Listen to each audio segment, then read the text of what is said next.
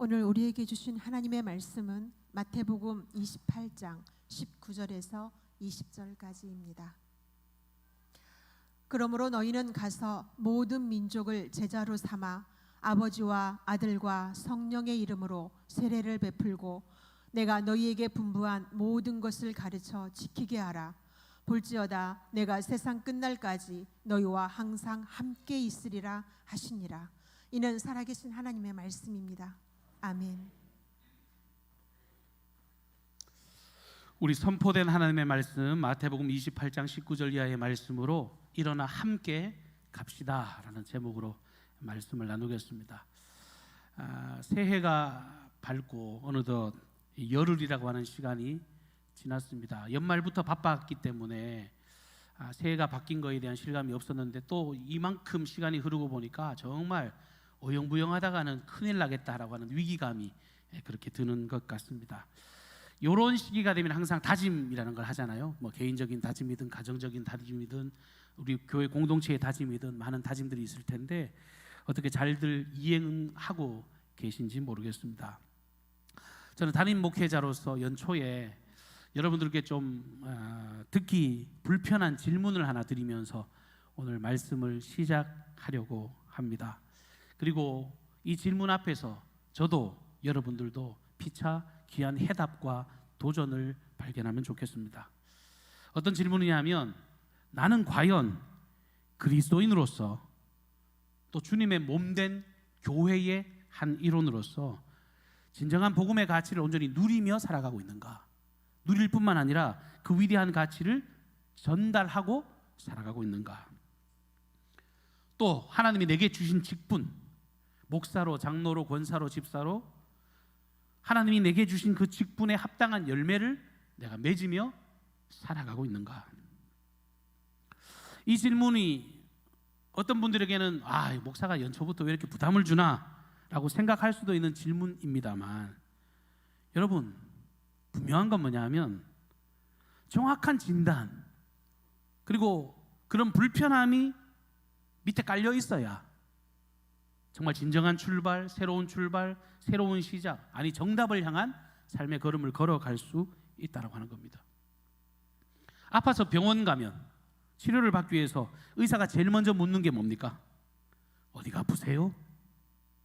어디가 제일 불편하세요? 이렇게 질문을 하잖아요. 이것처럼 아픈 것, 불편한 것, 그것을 인정해야 치료가 시작되는 거예요. 그리고 더 나아가서 환자가 자기는 몰라도 의사가 진단해서 확실하다고 여겨지는 그 방향을 따라가야 될 것 아닙니까? 나는 잘 몰라도 그 지시하는 방향을 따라야 온전한 회복과 치유를 경험할 수 있는 것처럼 우리들의 영적인 상태도 우리들의 어떤 사명에 관한 부분도 마찬가지다라고 하는 것입니다. 우리 교회는 만 65년 전에 여기에 개척이 된 교회입니다. 그때 강경에 얼마나 번듯한 건물이 있었는지는 잘 모르겠습니다만 65년 전에 이 교회를 개척할 당시 우리 교회는요 일제시대 1930년도에 건축했던 은행으로 사용하던 건물, 저 빨간색 벽돌 건물, 저 2층짜리 건물을 사가지고 이 교회를 개척했습니다. 그때는 아마 굉장히 매력적인 건물이었을 것 같아요. 그래도 시간이 지나니까 낡았잖아요. 시간이 흘렀잖아요. 그러다가 1988년도에 대지 150평 위에 건평이 300여 평 되는 이렇게 번듯한 건물을 지어가지고 아름다운 예배당을 세웠습니다. 제가 부임한 이후에도 엘리베이터 건축 이후에 에덴하우스다, 야외 카페다, 여러 가지 어떤 공간들을 이것저것 손보면서 뒤돌아보면 과거에 비해서 훨씬 더 지금 크고 아름답고 좋은 그런 시설 가운데 우리는 살아가고 있습니다. 선배들에 비하면 정말 좋은 환경에 살아가고 있는 게 틀림없습니다. 그런데 정작 우리는 오늘 이 예수님의 복음을 위해서 무엇하고 있는가? 제가 자주 어르신들 기도하는 제가 우리 교회에서 아멘이 제일 크잖아요. 왜 아멘을 크게 할까요? 주님 진짜 그렇게 되기를 원합니다. 진정으로 저는 그렇게 되기를 소망합니다. 저는 저분의 기도에 진심으로 동의하고 저도 그 마음에 함께 하고 싶습니다라는 마음으로 제가 아멘을 제일 크게 하거든요. 근데 어르신들의 기도를 듣노라 보면 공통적으로 나오는 기도들이 있어요. 하나님 아버지, 아직도 예배당이 많이 비어 있습니다. 불충한 종을 용서해 주십시오. 우리가 온전히 하나님을 예배하지 못하고 전도하지 못하는 이 불충함을 용서해 주십시오. 간절하고 아름다운 기도이지요. 너무 멋진 기도입니다. 그런데 문제는 뭐냐면 이 기도가 정말 사명을 향한, 비전을 향한 기도이라기보다는 평생 후에 어떤 자조 섞인 그런 기도로 매번 그것이 반복되어져 가고 주님 배울 그날이 얼마 남지 않았음에도 불구하고 늘 후회의 연속으로 반복되고 있다는 거예요. 후회도 반성도 한 해 두 해지.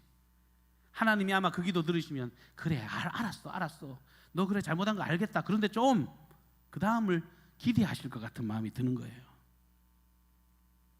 진짜 멋진 신앙이라는 게 하나님 앞에 죄송한 거 잘못 회개하는 게 너무 중요한 일이죠. 그런데 뒤집어 보세요. 죄송합니다 라고 드리는 그 기도를 하나님이 기쁘게 받으실까요? 아니면 하나님 아버지 감사합니다, 이번 한 주간도 승리했습니다, 주님이 내게 명하신 이 명령을 내가 이렇게 지켰습니다, 내 삶을 통해 주님께 크나큰 영광이 드러남에 감사를 드립니다, 이 삶을 하나님이 얼마나 기뻐하실까. 이것이 하나님께나 그 하나님의 사랑을 받고 있는 우리에게나 이것이 얼마나 가치 있고 영광스럽고 아름다운 일이 될까라고 하는 겁니다. 오늘 하나님이 주신 이 말씀은요, 너무도 유명한 말씀이죠. 예수님의 지상 대명령, Great Commission, 그래서 대위임령으로 예수님이 남기신 마지막 분부입니다. 여봐라, 이렇게 행해라 라고 하는 예수님이 마지막 남기신 명령이라는 거예요. 십자가 고난을 이기고 죄와 사망의 권세를 깨고 부활하신 우리 주님께서 하늘로 승천하시기 전에 제자들에게 남기신 마지막 사명의 말씀입니다. 너희는 가서 모든 민족을 제자로 삼아 아버지와 아들과 성령의 이름으로 세례를 베풀고 내가 너희에게 분부한 모든 것을 가르쳐 지키게 하라. 내가 세상 끝날까지 너희와 항상 함께 있으리라. 여러분, 예수님이 제자들을 양육하실 때 소위 이론 공부만 시키신 게 아닙니다.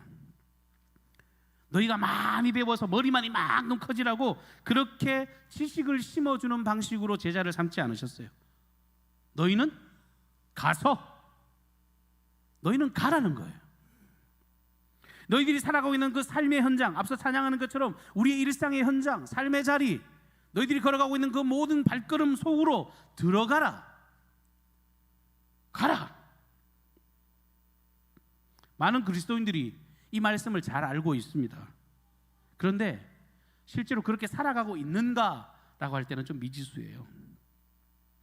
하나님의 교회가요, 모이는 교회로서의 면모는 엄청 잘 갖추고 있습니다. 모이는 교회. 여러분 오늘도 보세요. 아래층에는 거의 빈자리를 찾아보기 힘들 만큼 일부 예배 때 나오신 분들도 계신데 여러분 잘 모입니다. 근데 많은 교회들이요, 가는 것, 보내심을 받는 것에 있어서는 그렇게 열정을 내지 못하는 것 같아요. 사도행전 2장에 보면 초대교회의 아름다운 연합과 교제와 나눔에 관한 말씀이 기록이 되어 있는데요, 사도행전 2장 42절 말씀은 이렇게 기록합니다. 그들이 사도의 가르침을 받아 서로 교제하고 떡을 떼며 오로지 기도에 힘쓰니라. 함께 모여 예배 드렸습니다. 함께 밥도 나누어 먹습니다. 함께 말씀 공부도 하고 기도도 함께 모여 기도했습니다. 얼마나 멋있습니까? 그런데 초대교회는 여기서 끝이 아니었어요. 궁극적으로 이 초대교회는 모이는 것에 관심 둔 것이 아니라 최종 목적은 다른 데 있었습니다. 흩어지는 것. 나가기 위해서 그들은 한자리에 모였습니다. 예수 그리스도를 전하기 위해서 한자리에 모였습니다. 나누고 베풀기 위해서. 예전엔 TV 프로그램처럼 체험 삶의 현장으로 하는 것처럼 그들은 그리스도의 복음을 들고 삶의 자리로 나가기 위해 한자리에 모였다라고 하는 겁니다. 근데 어느 순간부터 예수님이 너희는 가라라고 하는 이 음성보다 오라라고 하는 그 구호에 더 반응을 보이기 시작합니다. 저도 부목사로 있을 때 거점 전도 같은 거 많이 했는데요. 교회로 오십시오. 근데 보면 전부 다 예수 복음을 전하는 건 아니에요. 우리 교회 시설 자랑하는 것 같은 거예요. 브로셔가 딱 있거든요. 우리 교회는 이렇게 큽니다. 프로그램 이렇게 좋습니다. 우리 목사님 설교가 참 좋습니다. 이런 사업 저런 사업도 많이 합니다. 저는 4,000명 이하의 교회는 있어 본 적이 없다고 늘 자주 말씀드리잖아요. 제가 세 교회에서 부목사 생활을 했으니까요. 그 세 교회에서 경험했던 프로그램들 오늘 쭉 나열하라면요, 오늘 밤을 새도 다 할 정도로 많은 경험들을 했어요. 노인대학, 아기학교, 성경 공부도 제자반, 성장반, 무슨 반, 부부학교네. 이리신강교 같은 데는요, 도서관도 있고 헬스장도 있고 카페도 있고 서점도 있고 없는 게 없어요. 모일 수 있는 시설들을 그렇게 많이 만듭니다. 얼마 전에도 우리 광주에 있는 제 동기 목사님이 한번 오라 그래서 갔더니 이번에 부임하고 의리한 카페를 만들어 놨더라고요. 우리 청년 대학생들을 위해서 스터디 카페 만들어 놓고, 어머니와 아이들을 위해서 키즈 카페, 엄마들 쉬는 공간 따로, 애들 노는 공간 따로. 와, 정말 어디 가도 그렇게 이쁜 공간이 없을 만큼 그래요. 여러분, 복음을 접촉하게 하는 매개를 위해서 그런 일 하는 거 중요합니다. 여러분, 무시할 수 없어요. 근데 그거를 어떤 가치 때문에 하느냐가 중요하죠. 이런 거 하다가 본질을 놓쳐버리면 안 되잖아요. 진짜 중요한 걸 놓쳐서는 안 된다는 겁니다. 오늘날 한국교회 대부분은 모이는 것에는 정말 힘을 내는데, 너희는 가라 라고 하는 그 명령 앞에서 주저합니다. 마치 예수님이 변화산상에서 쫙 변화돼가지고 얼굴에 광채가 나고 엘리야와 이 모세가 나타나가지고 예수님과 함께 있는 그 모습을 보고 너무 황홀해서 베드로가 뭐라 그래요? 주님, 여기가 좋사오니, 여기가 너무 좋사오니 여기다가 초막셋을 짓고 그냥 여기다 삽시다. 그냥 여기 우리끼리 있었으면 좋겠어요. 안 내려갔으면 좋겠어요.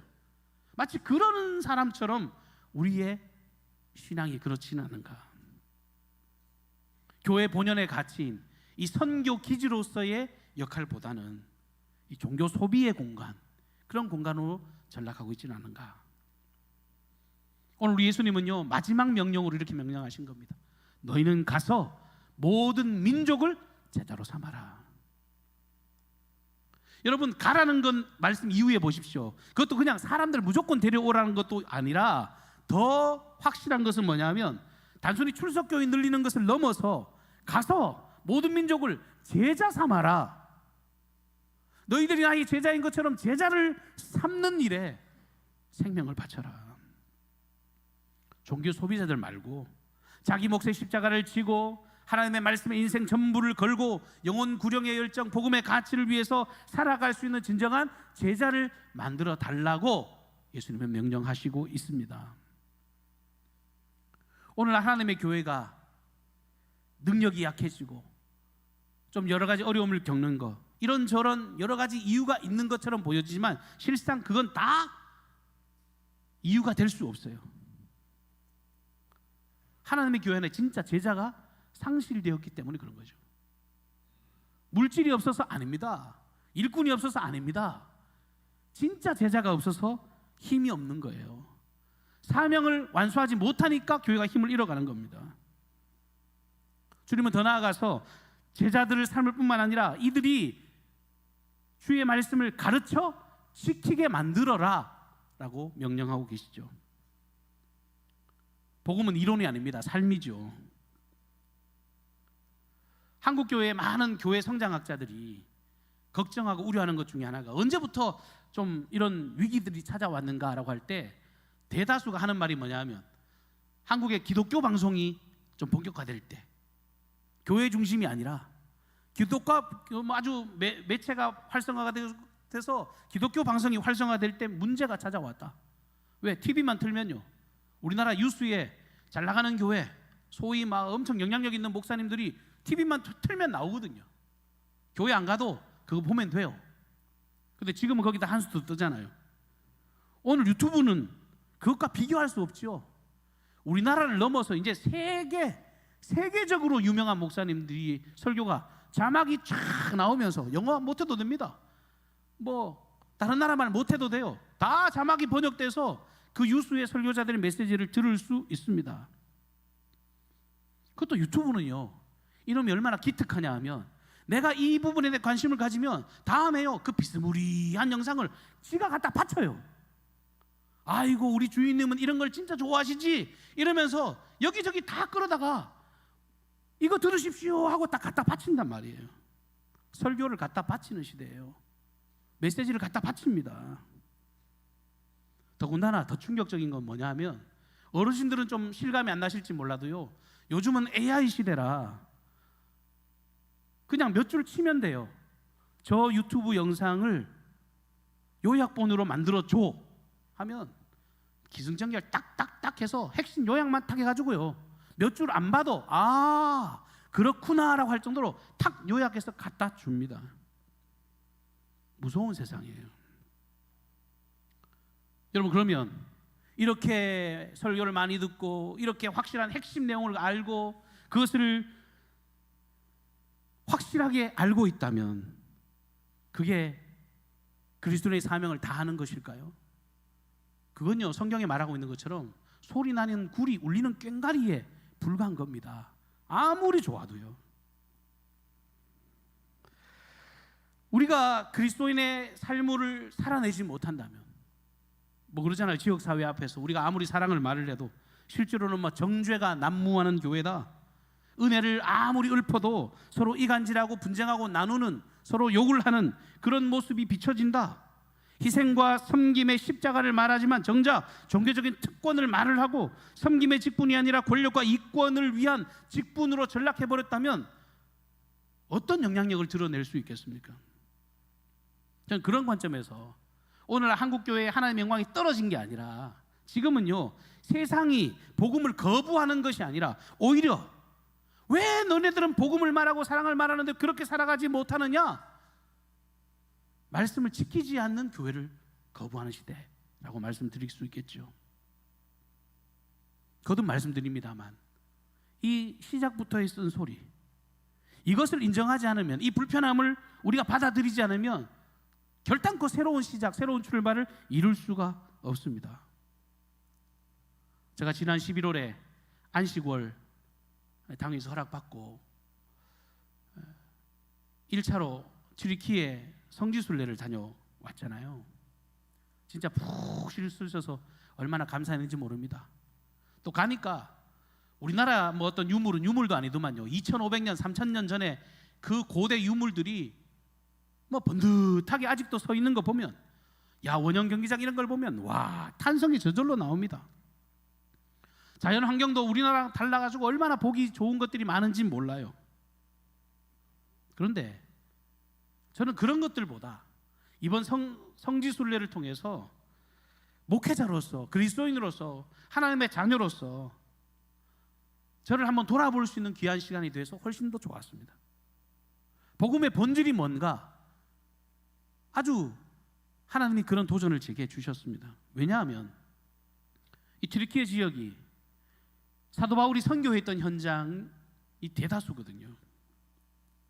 1차, 2차, 3차 전도 여행을 떠났던 그 현장을 직접 가보고, 그리고 바울뿐만 아니라 초대교회에 수없이 많이 박해로 흩어졌던 믿음의 선배들이 치열하게 살았던 복음의 현장을 다녀오니 그런 마음이 들었습니다.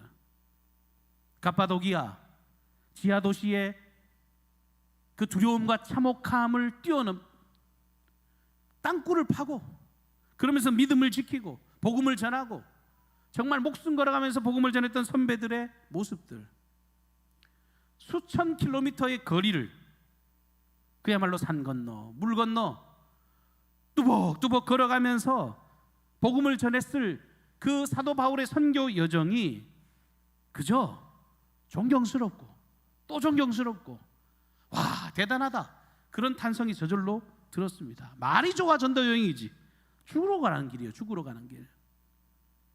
멸시와 천대가 기다리는 길입니다. 환영받지 못하는 자리였고 하나님을 전혀 알지 못하는 불특정 다수들을 향해서 간 예수의 복음을 위해 살았던 그 발걸음이었다라고 하는 겁니다. 그 모습 앞에 목사로서 많이 부끄러웠습니다. 그분들은 예수님의 명령대로 제자 삼고 많은 사람들에게 예수 생명 전하려고 그렇게 증거하고 살았지만, 그것을 위대한 자신의 사명으로 그렇게 걸어가고 살았지만 나는 어떠한가? 오늘 예수님의 명령 안에는요, 너희는 가서 모든 민족으로 제자를 삼고 아버지와 아들과 성령의 이름으로 세례를 베풀고 그랬잖아요. 저 강경중앙교회 와서 제일 보람된 일 한 가지를 꼽으라면 저는 세례 준 일이라고 생각합니다. 우리 중고등부 청소년들, 우리 교회 예배 끝나면 꼭 얼굴 한 번씩 보이죠. 부모가 교회를 안 다니니까 사실 교회 나오는 것도 저는 기적이라고 생각하는데, 이 친구들한테 세례 교육하고 세례하는 날 제가 더 기뻐요. 작년에는 우리 오진봉, 임동순 우리 두 어르신들 따님이 기도하고 그 결실로 여기에 그 편치 않는 다리를 무릎을 꿇고 세례 받으시는 모습이 저는 목사로서 너무너무 행복합니다. 내 그리스도인으로 살아있음을 느낄 때가 이 예수님의 명령에 순응해서 세례 베푸는 일이었습니다. 여러분, 우리 강경중앙교회 다 다니고 계신데 교회가 뭐 하는 곳입니까?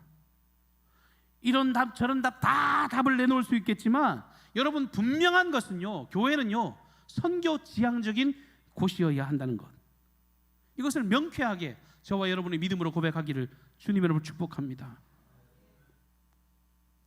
제가 개인적인 이야기입니다만 간증 겸 좀 소개를 해드리려고 하는데, 우리 교회 교육관 내려가시면 편백나무로 쫙 둘러져 있잖아요. 그때 리모델링 할 때 수고해 주셨던 분이 저희 막내 외삼촌입니다. 황병성 목사, 우리 통합측 같은 교단 목사로 저보다 선배로 목회를 하시고 보령에서 담임 목회도 하셨는데, 이분이 얼마 전에 페이스북에 글을 하나 올렸더라고요. 교회 짓는다고. 필리핀 내에서도 굉장히 어려운 지역에 교회를 짓겠다라고 이야기를 하시더라고요. 저희 외삼촌은 하도 중국, 필리핀, 태국 동해 번쩍 서해 번쩍 하는 분이라 또 어디 가셨나 보다 정도만 생각했습니다. 근데 이번에 간 지역은 필리핀 내에서도 이슬람 세력과 굉장히 분쟁이 잦은, 테러와 혼란이 있는 이 민다나오라고 하는 지역입니다. 우리나라 외교부에서 흑색 지역으로 정해서 여행 금지 구역으로 지정이 되어 있는 곳이었습니다. 근데 지역 목회자와 이야기하다가 이곳에 교회가 있었으면 좋겠다라고 하는 그 말 한마디로 시작된 일, 돈 한 푼 없이 시작된 그 일, 먼저 본인이 감동이 돼가지고 우리 삼촌이 500만 원을 내셨대요. 그리고 우리 어머니한테 누나니까 전화해가지고 누나 돈 좀 내놔라. 그래서 우리 어머니도 돈을 보내고 주변의 지인들 이렇게 저렇게 모아서 2천만 원을 모아서 그 2천만 원으로 교회를 짓기 시작했습니다. 물가가 다르니까. 현지인들에게 직접 일 가르치고, 그리고 본인도 열심히 직접 일을 하고 한국에서 좋은 자재 공급하겠다고 수급해가지고 그곳에 아름다운 예배당을 완성했습니다. 하나하나씩 지금 지어져 가고 있는데요, 우리 건물로 보면은 허술해 보이지만 결국은 이렇게 완성된 교회, 이 지역 시장님, 동장, 그리고 모든 마을 사람들이 모여서 함께 축하하는 그 사진을 보면서도 제 마음이 얼마나 뛰고, 이런 선교적 마인드를 가진 분이 제 외삼촌이라고 하는 것이 굉장히 자랑스러웠습니다. 남은 생이 지금 60 중반이거든요. 막내 삼촌이라. 근데 나는 이렇게 살다가 죽을란다, 이렇게 내게 주신 사명 완수하고 살아갈란다, 그 모습에 큰 도전을 받았습니다. 저한테도 선교지 꼭 한번 방문해서 아름다운 섬김을 나누면 좋겠다라고 당부를 해 주었어요. 여러분 어떻습니까? 우리가 직접적으로 해야 될 일, 할 수 있는 일, 가야 하는 일, 교회로서 예수님의 명령을 준행해야 될 마땅한 사명의 자리는 우리가 어디입니까? 참 감사하기는 얼마 전에 남성교회 총회 마치고 이번에 회장이 되신 이용우 집사님께서 제게 전화를 주셨더라고요. 목사님, 이번에 남성교회에서 좀 사업을 좀 하려고 합니다. 이웃들에게 좀 소외된 이웃들, 강경에 보니까 좀 가난하고 어려운 사람들이 좀 있어 보이는데 우리도 뭐 힘드니까 많이 할 수는 없지만 우리 남성교회에서 쌀포대를 치고 좀 그분들 좀 전달했으면 좋겠는데 사람 좀 선별을 해줬으면 좋겠습니다. 그러면서 기금이 마련되어 있지 않으니까 본인이 먼저 100만 원 헌금하시고 우리 남성교회 회원들과 마음 모아가지고 한마음 한뜻으로 이 선교사업, 전도사업을 해가시겠다라고 말씀을 해 주셨습니다. 뿌듯하고 감사한 마음, 저도 이게 막 빚진 것 같은 마음, 하나님께 빚진 것 같은 마음, 하나님의 그 역사 앞에 그런 마음이 있었는데 그런 동역의 마음을 해주셔서 얼마나 감사한지 모르겠습니다. 오늘 오후에 선교 헌신 예배가 있습니다. 그리고 목사는 오늘 작심을 하고 선교에 관한 말씀을 전하고 있습니다. 다분히 의도가 있어요. 하나님이 주신 말씀을 따랐다고 하지만 지극히 그 사명을 전달하기 위한 다분히 의도를 가지고 여러분께 메시지를 전합니다. 예수님의 지상 대명령을 수행하기를 원하는 마음으로 올해 2026년에 우리 65년 강경중앙교회의 선교 원년으로 이미도 선교해 오셨죠. 그런데 저는 진짜 사명에 충실한 교회로서의 그 원년으로 선포했으면 좋겠어요. 그래서 올해 정책 당회 때 우리가 특별 개정 헌금 중에 이 선교 헌금을 위한 통장을 우리 새롭게 따로 만들어 주십시오라고 요청드렸고 그렇게 통과가 됐습니다. 여러분 주보를 보시면 우리 교회에 국내 교회 2곳, 대전신학대학교, 극동방송 그리고 한 분의 선교사님을 돕고 있습니다. 작게는 10만 원, 20만 원. 어찌 보면 큰 금액이 아니죠. 근데 그나마 몇 년 동안 이것도 충당하기가 좀 힘들고 어려워서 이 선교 헌금을 보내는 일에 일반 재정에서 이 헌금을 드렸습니다. 근데 목회를 지금 이제 만 7년 지나고 한 해 한 해 지나면서 이렇게 빠른 세월 하나님 앞에 너무너무 죄송스러운 마음에 이래서는 안 되겠다, 이러면 안 되겠구나 라고 하는 마음이 들어서 늦은 감이 있지만 이제서야라고 이 선교 통장을 개설해서 직접적으로 우리가 선교하는 교회로 탈바꿈해 나가려고 합니다. 전도서 11장 1절과 2절 말씀해 보면 이렇게 기록되어 있습니다. 너는 내 떡을 물 위에 던지라. 여러 날 후에 도로 찾으리라. 7이나 8에게 나누어 줄지어다. 무슨 재앙이 땅에 임할는지 내가 알지 못함이니라. 여러분, 빵을 물 위에 던지래요. 이렇게 답답한 게 어디 있습니까? 먹는 걸 왜 물에 흩어요? 근데 하나님의 말씀은요, 그렇게 떡을 물에 던지면 여러 날 후에 도로 찾을 것이래요. 나누고 베풀래요. 왜? 이 땅의 건 다 사라질 것이기 때문에 나누고 베푸는 영원한 것을 선택하라고 말씀하십니다. 버리는 것처럼, 필요 없는 것에 막 흩어버리는 것처럼 보여지지만 하나님은 오히려 너희들이 그렇게 행하면 더 큰 것으로 채워주시겠다고 약속하고 계십니다. 한쪽에서는 아이고 우리도 어려운데 우리 교회도 힘든데 뭘 그렇게 합니까? 라고 말할지 몰라도 그거는 사람의 생각이지 결단코 주님의 명령도 하나님의 아버지의 마음도 아닙니다. 하나님의 방향, 하나님의 방식, 하나님께서 우리에게 원하시는 길은 아주 명확합니다. 요새 커피 한 잔 값은 5,000원이 넘어요. 비싼 데나 가면요 막 9,000원 받는 데도 있습니다. 우리 아이들도 하도 커피를 많이 마시니까 지네 엄마가 커피 뽑아주면서 내 통장으로 2,000원씩 보내. 여러분 딱 그런 마음으로 여러분들이 선교 헌금하셨으면 좋겠어요. 한 달에 커피 한두 잔 안 마시면 매주일 헌금하라는 거 아닙니다. 한 달에 내가 선교 헌금 작정해서 커피 한 잔, 커피 두 잔 이런 거 아껴서 작정한 금액을 이 선교 헌금으로 드리고 그것을 흘려보내는 이 생명의 역사를 경험하다가 보면 어느 순간에 우리 교회가 이런 가치 있는 일에 충실하다가 보면 와, 우리가 이렇게 하나님의 큰 역사를 직접 이렇게 체험하는구나, 하나님의 귀한 복으로 함께 하실 줄로 믿습니다. 다음 주나 선교 헌금 작정할 때 친절하게 안내를 드리겠습니다. 바라고 또 바라기는 이 거룩한 사업에 우리 모두가 적극적으로 협력하시기를 주님의 이름으로 축복합니다. 이제 말씀을 맺겠습니다. 오늘 예수님의 지상 대명령은요, 특별한 한 특정인에게 주시는 그런 명령이 아닙니다.